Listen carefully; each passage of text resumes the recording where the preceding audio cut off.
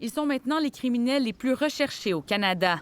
Al Boivin, un trafiquant de Saguenay, est un collaborateur de Dave Pic-Turmel, qui est à la tête de la Blood Family Mafia à Québec. Leur objectif? Dave Turmel et BFM sont prêts à tout pour prendre le contrôle du trafic de stupéfiants, non seulement à Québec, mais dans tout l'est du Québec. Ils refusent de payer des redevances aux Hells Angels sur la vente de drogue, ce qui a déclenché une guerre entre ces trafiquants.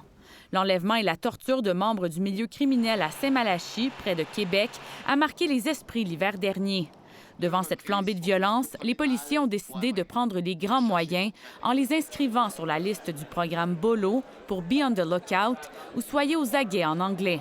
Pour la première fois, il offre 2 récompenses de 250 000 $ pour toute information pouvant mener à leur arrestation. On sait que ces récompenses, ça a pour effet de resserrer l'étau sur les cercles rapprochés de ces fugitifs.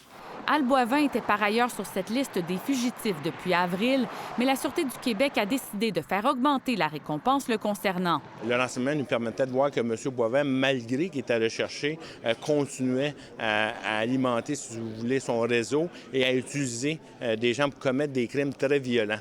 Mais les responsables du programme BOLO jurent qu'il donne des résultats.